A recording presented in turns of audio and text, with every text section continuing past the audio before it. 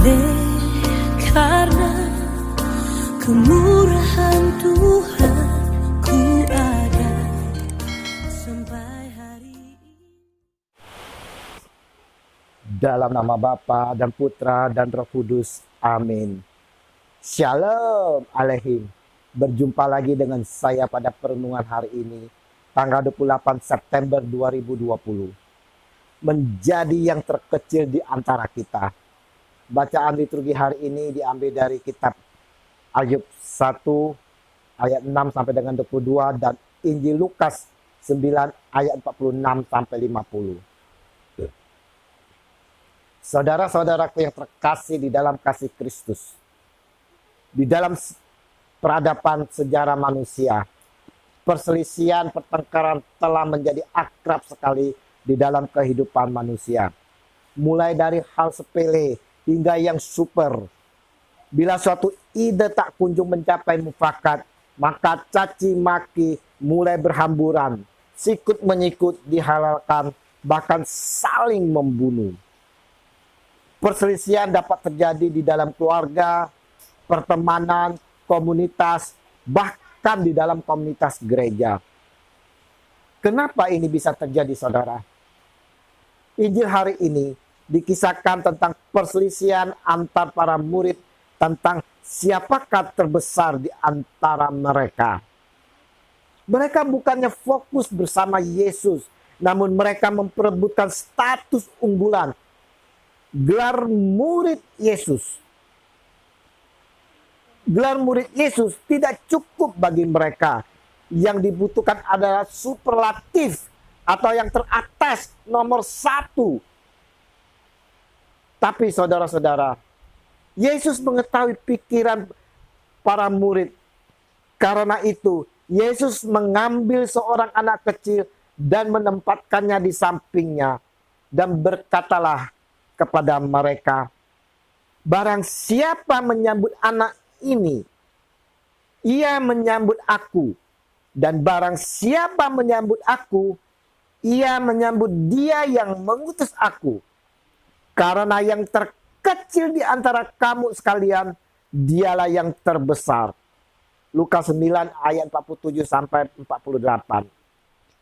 Saudara-saudaraku yang terkasih, menjadi yang terkecil bukan berarti menjadi inferior, melainkan berani bersikap rendah hati.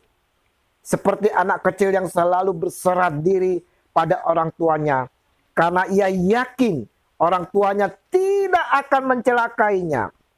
Itulah saudara-saudara, sikap rendah hati yang diinginkan oleh Yesus dari para pengikutnya, termasuk kita sekalian, saudara-saudara. Nah, bagaimana dengan kita, saudara?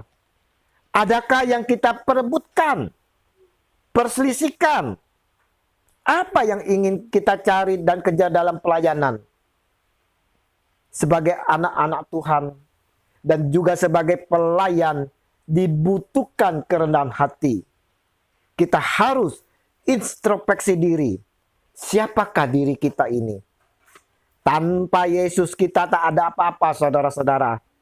Maka yang harus kita lakukan adalah menggantungkan harapan padanya, yaitu pada Yesus Tuhan kita dengan penuh kerendahan hati.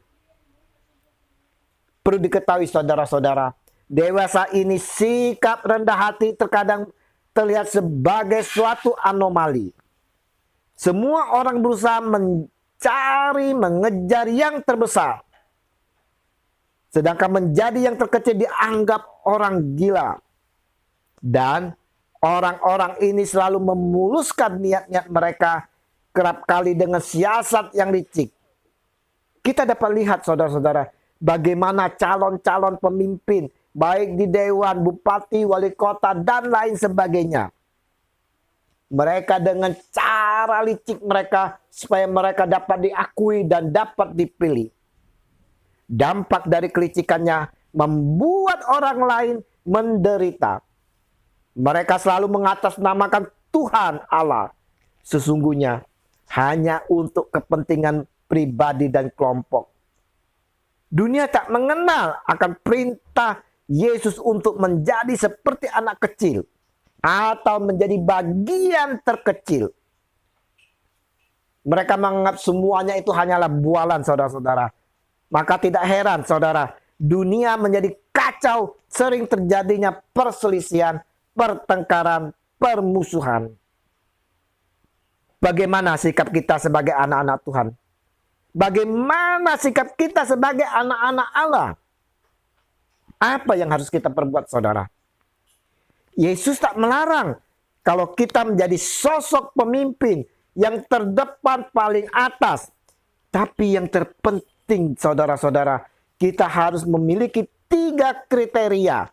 Yaitu yang pertama, melakukan segala hal yang menjadi kepentingan orang banyak, bukan pribadi ataupun kelompok, dan bertanggung jawab atas kehidupan orang lain.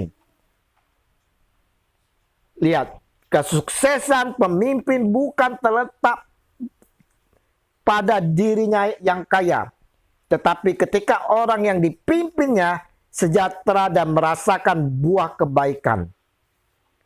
Kriteria yang kedua, saudara-saudara, yaitu pemimpin berarti melayani. Kita harus turun ke bawah untuk melayani. Menjadi terdepan berarti siap sedia untuk memberikan pertolongan, dorongan, dan melayani penuh dengan kerendahan hati. Siap di tengah untuk menemani dan siap di depan untuk menjadi panutan. Dan kriteria yang ketiga, saudara-saudara, sebagai pemimpin yaitu kaderisasi. Memberikan ruang kepada orang lain untuk turut berkembang dan menduduki tempat yang paling tinggi. Dan ini perlu diwariskan, saudara-saudara. Untuk itu, saudara, yang harus kita tekankan di dalam kehidupan kita, biar kita boleh menjadi yang terkecil di antara kita. Dan itu yang diminta oleh Tuhan kita Yesus Kristus. Dengan penuh kerendahan hati, kita mau mengikuti Yesus. Semoga kita sebagai anak-anak Allah dimampukan oleh Roh Kudus untuk merendahkan hati di dalam segala aspek kehidupan kita. Mau menyandarkan hidup kita hanya kepada Allah. Karena kita ada dan hidup oleh kerahimannya. Demi Kristus Tuhan kami. Amin. Dalam nama Bapa, Putra, dan Roh Kudus. Amin. Shalom.